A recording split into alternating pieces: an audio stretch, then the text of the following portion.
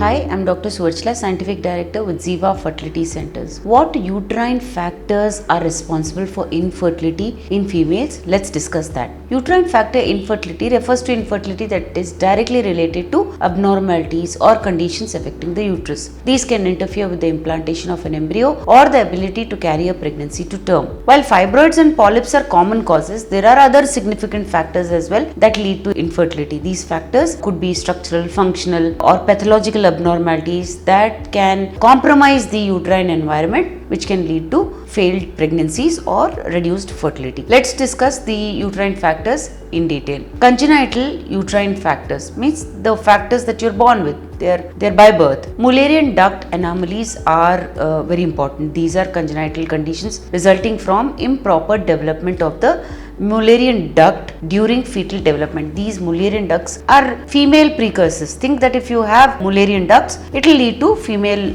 reproductive system. So if there is a defect in this, it can lead to various uterine malformations like septate uterus, where the uterus is divided into two parts because of a septa or a separation in between. This can lead to improper implantation of embryos or high risk of miscarriage. Bicornuate uterus. It is a uterus with two cavities. This is also very difficult. It leads to recurrent pregnancy loss or preterm labor. Unicornuate uterus. This is one with only one cavity, and this becomes very difficult for the baby to grow to its full potential, leading to miscarriage or ectopic pregnancy also. Didelphus uterus, which is a complete duplication of the entire uterus and cervix. This can also lead to complications during pregnancy like miscarriage or preterm birth. Intrauterine adhesions are also known as Asherman syndrome. Intrauterine adhesions are bands of scar tissue that form inside the uterine cavity, often as a result of trauma to the uterus lining. It could be because of a previous procedure like DNC or any surgery or maybe an infection. These adhesions can obliterate the uterine cavity or distort its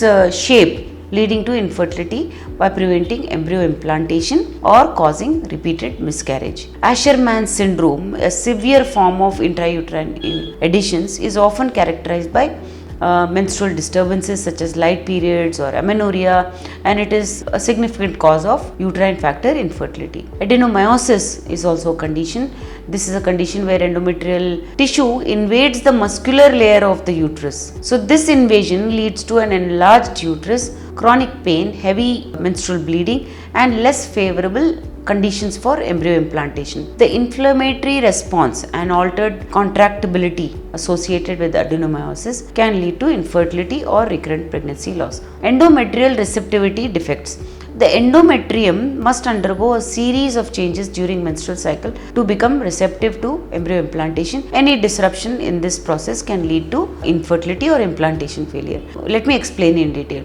Chronic endometritis is a persistent inflammation of the endometrium, and problems such as these can lead to infertility or recurrent miscarriage. Luteal phase defect. This is a phase where inadequate production of progesterone during luteal phase can lead to insufficient endometrium maturation, making the uterus unreceptive to embryo implantation. Thin endometrium is also a problem where the endometrium does not grow to the right potential, which then does not provide the right environment for the embryo to implant. This could be because of uterine surgery, chronic inflammation, or hormonal imbalances. A thin endometrium is not suitable, however, for embryo implantation. Uterine infections are also there. Chronic uterine infections like tuberculosis, pelvic inflammatory disease, or Asherman syndrome, all these are detrimental to implantation and can cause infertility. Endometrial hyperplasia and carcinoma. This is a condition characterized by thickening of the endometrial lining and can interfere with implantation and increase the risk of endometrial carcinoma. This can compromise fertility by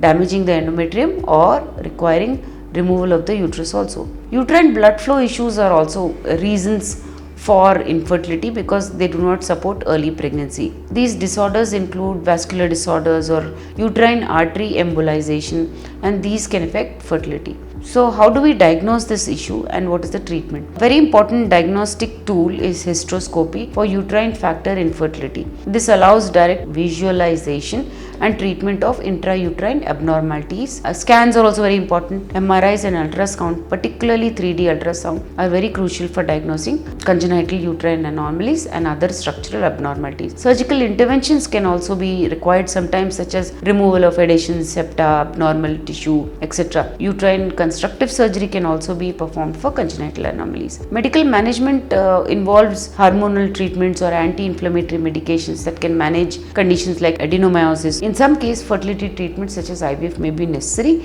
even if surgical and medical methods have been implemented, but they have not worked. So uterine factor infertility can be of a wide variety, but understanding what the issue is, getting the right diagnosis, and then planning your treatment will definitely give you a better chance at pregnancy. If you wish to know more about this, please feel free to contact us. Thank you. A lot of effort has gone into making this video. Please like and subscribe us. Thank you.